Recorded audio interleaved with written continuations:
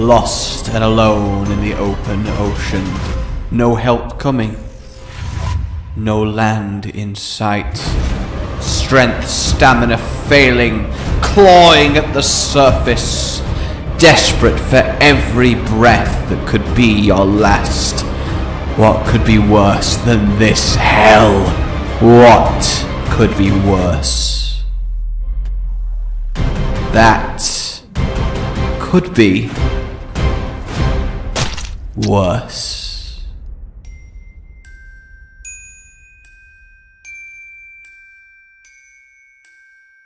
One of my greatest fears is being stranded in open ocean and seeing movement nearby.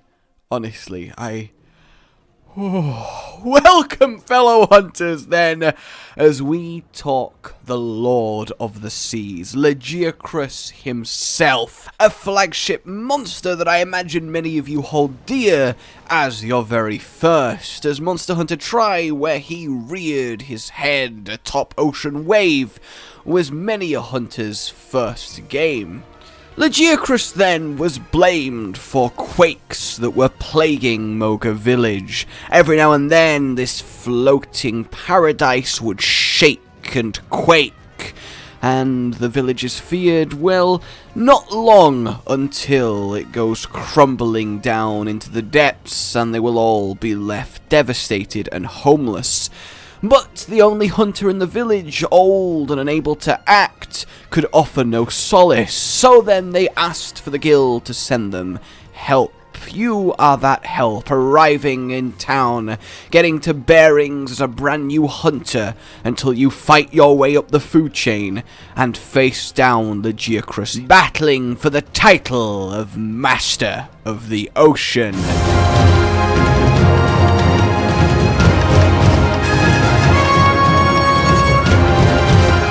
Essentially, the plot of Lagiacrus' first game can be described in about 10 seconds. What we gonna do with sea monsters? What we gonna do with sea monsters? What we gonna do with sea monsters? We're gonna kill them and grill them, we be the nautical lobsters. Yep, I'm not wrong, right? So, Lagiacrus then very much spearheaded the brand new classification of monster, the Leviathans, and Lagiacrus to them is what Rathalos is to the flying kind. The Leviathans, while they have their odd members, shout out to my gobule! Hi. In a word, graceful creatures, really beautiful, serpentine almost, as they writhe around, lithe in their nature, their bodies flowing like the water in which most of them feel most at home. I love the Leviathans. I really do think they are a beautiful classification, and damn near every single member of the Order has something just magical about it. Lagiacrus then, as the one that champions them all, is certainly no different. On the surface, he does not look really well all that. Essentially, someone took a marine iguana, handed it to a mad scientist, and said, look, you have a month, and then I want it to be eating people. Thank you. And this is what we have then, a Lagiacrus.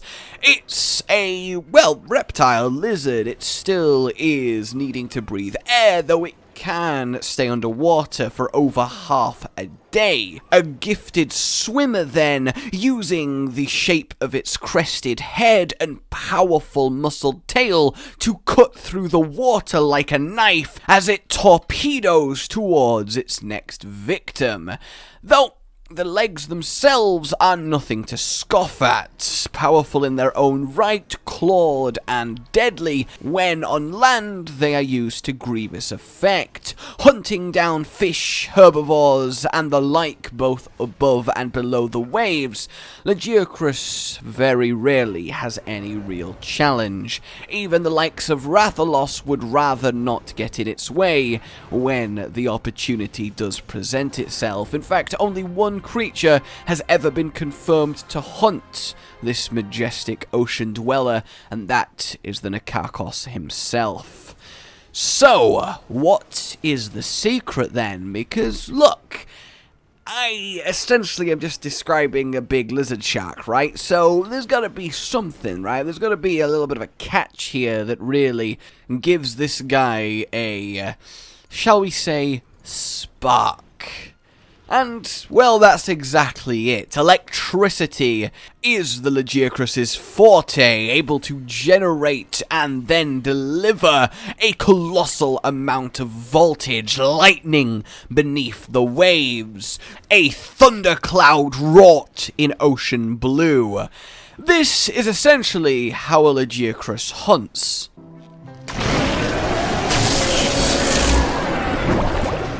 Flying towards its foe at fearless speeds, swirling round them in the water, disorientating them, creating a whirlpool of vortex of rushing current that it will then deliver the deadly voltage within, creating this electrified tornado of fresh meat.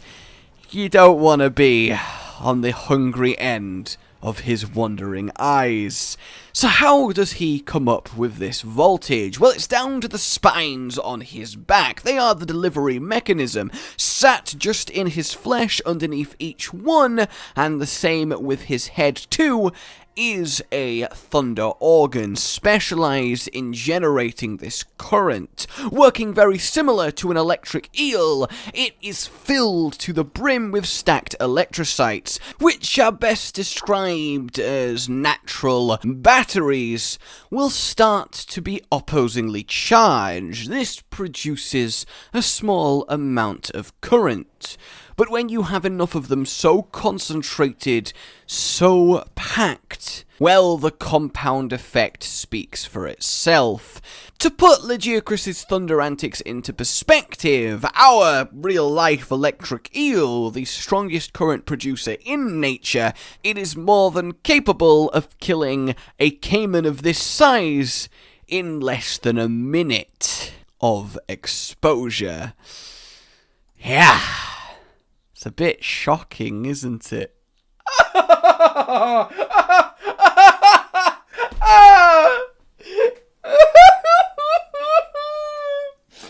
just want to be funny. It is a perfect predator. And, well, it's bad news if one is in the area. And while, as it turned out, Lagiacrus was not the cause of the quakes threatening to sink Moga Village, that honor belonged to a Cadeus, a whale-like elder dragon that I have touched on previously in a Monster Lore video. It still proved to be a worthy climactic battle that you could feel yourself building towards, and actually being in his, well, I guess, house under the water, seeing him there watching you, knowing that essentially you're all but at his mercy, flailing around, slowly swinging your weapon against the resistance of the water. You just get this impression that he's almost toying with you. At any moment, he could put on a burst of his legendary speed, be round the back of you and be snapping you in half with his jaws that would make a crocodile blush at a mere moment's notice. And say what you will about underwater combat, and, well, people really do say what they will. It's one of the most divisive things that have ever happened in Monster Hunter. You have people ranging from, I wanna die, I don't wanna live anymore, I really wanna die so bad. Please return me to the dark abyss. I long for death's sweet kiss. all the way to, Under the sea, under the sea. Darling, it's better down where it's wetter. Take it from me. and everything in between. It certainly was a memorable encounter, right? You had this first moment where you plunged down into the depths, and he was there lurking, waiting for you, and you had to do some extreme fishing. He would swim at you, plowing past you with body rushes, claws, snaps and bites, whips, spins, whirlpools, electricity, all of the good stuff, and you would kind of have to flail around and hope for the best, and essentially play the game of, Ah, please go on land so we can actually fight properly. Ah. But before you reach that point of exasperation, it really was quite heart-poundingly intense. And the sad thing is, right, on land, he is a much worse fight. Yes, he can do his electricity fun times, but he just feels so neutered. In subsequent games where they drained away the water combat, he just, he loses this little edge. He loses his unique flavor. Talking of unique flavor, his mouth produces this quite viscous salivary mucus. And what he can do when especially mad, when especially charged up, when his crystals are sparking and arcing and glowing in this nova of electrical energy. Because it does take him a little bit of a while to build up to it, right? His body's got to produce the charge. So, much like Zenoga, he has to reach that fully amped state. But what he can do is direct some of that current to his mouth, not only giving him a thunderous bite for 65 power and 95% accuracy, he can then use this current to charge a mucousy salivary mix of a substance that he can produce en masse, and then send it flinging at you in great globs of ball lightning to explode in thunderous fury at his foes. And it just makes you think, doesn't it? I wish I could shoot electrified saliva at my enemies. He could also then summon 3 pillars of lightning that rotate around him steadily, blocking the advance of would-be aggressors. How he does this, how he controls them with such precision, well, it's a mystery the guild very much would like to find out to this day.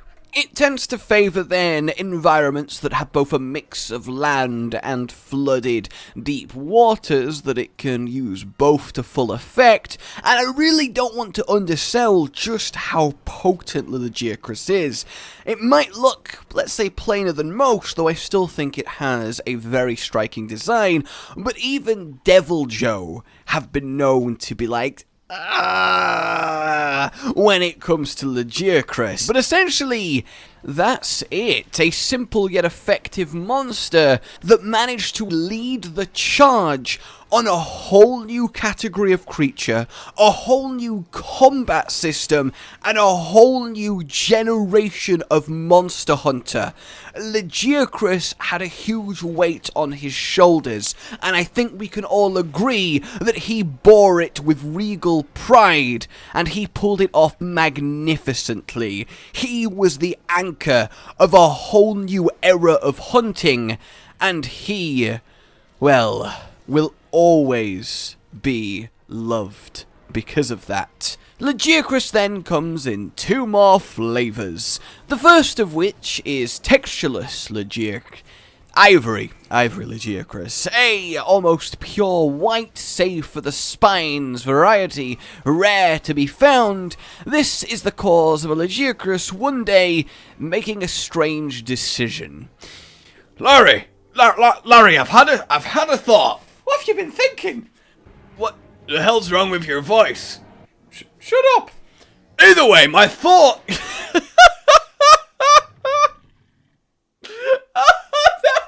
So, Ivory Lagiacrus one day decided to forego meat, and then looked at some quartz crystal and went, yeah, that looks alright, and started eating that. This caused its shell to turn this pale, beautiful, luminescent white that shines with the properties of the crystals it's consumed, giving it extra hardness, its skin closing, the pores reducing to allow it to live a predominantly landlocked lifestyle. It much prefers being out of the water. Due to this, it is forced to have its thunder organs turned up to 11, producing the current to work in the air, unaided now by the conductivity of water. Outside of that, it is more physically powerful, stronger from living on land and hunting in a more brute force manner. It's essentially the answer to, we want to keep Lagiacrus around, but we don't have underwater combat anymore, Ivory. So, Past Ivory then, of course, we have Ebony. Abyssal Lagiacrus, incredibly rare, over 100 years old, sighted once in a lifetime, living deep down in the dark abyss where light fails to reach. It is unknown what they eat, but what is known is they are permanently charged. They are crackling with life, bioluminescent now, the blue glow ever so softly giving away the unbridled fury hidden by the murky shadows. It is a veritable living thunderstorm, dominating the depths with deadly discharge. It is Elder Dragon level, able to comfortably match them blow for blow, still threatened by Nakarkos, but now, instead of prey, it's a fight. The Abyssal Lagiacrus is at the height of its power, and it is not afraid to use it. It's essentially better than its counterparts in every single category, and then some. One of the hardest challenges a hunter can ever take on. It is relentless and magical, in that it makes health bars disappear.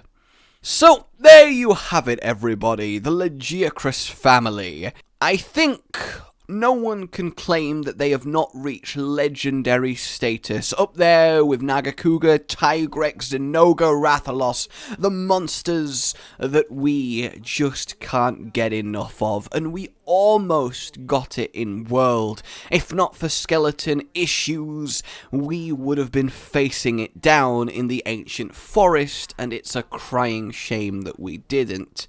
But this does give me hope for the future, because despite them saying we're not going to see a Leviathan in World, primarily due to this, let's be honest, do we really believe that, nope, that's it, from now on, for the rest of Monster Hunter history, still to come, Leviathans are done, they're gone, we're just gonna leave them behind? No, come on. Whatever form Monster Hunter World Ultimate takes, once the predominant time sink of development is not adapting to the new engine and systems, do we really think a team of such talented and skilled developers cannot fix a neck wobble on a skeleton? I would be absolutely aghast if at some point in our future we don't see the Leviathans rear their head in Monster Hunter World, or whatever form its sequel takes, and Lagiacrus then is the one likely to herald their coming. And while the current ancient forest wouldn't really support it, there's only one real area that it could have a little bit of a dip, and I don't see underwater combat coming back. I personally didn't hate it, but I do think it was a niche novelty, and I don't really think it needs to resurface. Though then again, World has done such a good job with essentially everything. A part of me thinks that if it was brought back and was given the polish everything else has been given, I am beautiful in every single way. it would actually turn into a really quality experience. So I suppose never say never on that front. But the original image of the ancient forest was a flooded forest, rivers running everywhere, deep waters, much like, well, the rivers running through the Amazon, and that would have been a perfect place to have a few rogue Lagiacrus snaking their way up, looking for an easy bite, and one memorable encounter with a hunter. So, look, I think it's safe to say that we will see a Leviathan one day, and I think it's also safe to say that Lagiacrus would work wonderfully in World, especially as I think it would fit in aesthetically, an absolute treat. So let me know what you guys think. How many of you did start with Try? How many of you have Lagiacrus as your first proper main flagship? I'm very curious as to that. But for now, like you've enjoyed this, subscribe for more, and I will see you next time. Goodbye. And of course, thanks to DigDugDack for letting me borrow some footage so you have something for your eyeballs. I know you're all hungry for a new outro, so while we all wait, I'll give it a bash, cause my videos hit you harder than a true charge slash. Ha!